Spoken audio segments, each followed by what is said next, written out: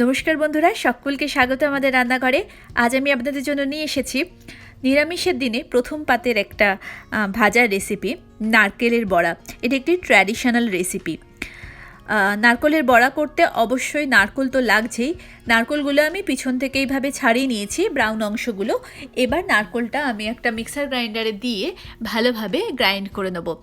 এটা কুড়েও করা যায়, বাট কুড়ে করতে অনেকটা টাইম লাগে। এটা সবথেকে সহজ প্রসেস নারকেলের বড়া বানানোর জন্য। তো আমি একবার জাস্ট নারকেলটা এভাবে মিক্সার গ্রাইন্ডারে গুঁড়িয়ে নিলাম। এটা ভালোভাবে গোড়ানো আমার হয়ে গেছে, গ্রাইন্ড করা হয়ে গেছে। এবার আমি এটা একটা বাটিতে ঢেলে নিচ্ছি। বাটিতে ঢেলে নেওয়ার পর এতে আস্তে আস্তে অন্যান্য ইনগ্রিডিয়েন্টসগুলো আমি অ্যাড করব। প্রথমেই আমি এটাতে অ্যাড করব অল্প একটু নুন, যেরকম স্বাদ মতো নুন আমি অ্যাড করে দিলাম।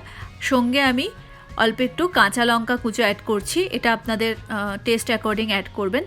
অল্প একটু ধনে পাতা নিচ্ছি, 1.5 টেবিল স্পুন মতো ময়দা আর 1 টেবিল স্পুন মতো চালের গুঁড়ো, সব একসঙ্গে নিয়ে আমি একবার এটা যেরকমভাবে আটা মাখে সেইভাবে এটা মেখে নিচ্ছি। এতে জল অ্যাড করার কোনো দরকার নেই, নারকেলের যে ময়েশ্চারটা আছে ওটাতেই এটা যে পাকটা হয়ে যাবে। মিক্সচারটা রেডি হয়ে গেছে। এবার এটা থেকে ছোট ছোট পোর্শনে আমি গোল মতো অংশ আলাদা করে রেখে নিচ্ছি বড়া বানানোর জন্য। আর আপনাদের কাছে রিকোয়েস্ট রাখছি, এখনও যারা আমাদের চ্যানেলটি সাবস্ক্রাইব করেননি, প্লিজ চ্যানেলটি সাবস্ক্রাইব করে নিন। আর পাশে রাখা এই বেল বাটনটি ক্লিক করতে ভুলবেন না, যাতে করে আমরা কোনো রেসিপি আপলোড করলে আপনাদের কাছে চলে আসে প্রথম নোটিফিকেশান। এদিকে আমার গোল মতো করে এগুলোর পোর্শন গড়া হয়ে গেছে। আমি এবার এগুলো হাতের সাহায্যে অল্প একটু চ্যাপটা করে আর থালার উপরে অল্প করে একবার গড়িয়ে নিচ্ছি, যাতে করে এটার একটা সুন্দর রাউন্ড শেপ আসে। প্রত্যেকটা একবার হাতে করে জাস্ট চাপ দিয়ে পুরোটা একবার থালার উপর দিয়ে গড়িয়ে এইভাবে আমি গড়ে নিলাম। নারকেলের বড়াগুলো আমার সব গড়া হয়ে গেছে। এদিকে আমি কড়াতে তেলও গরম করেছি, সাদা তেল বা সর্ষের তেল, যে কোনো কিছুতেই করা যেতে পারে। তেলটা গরম করে নারকেলের বড়াগুলো আস্তে আস্তে এর উপরে ছেড়ে দেব, আর দুটো পিঠ ভালো করে আমি ভেজে নেব।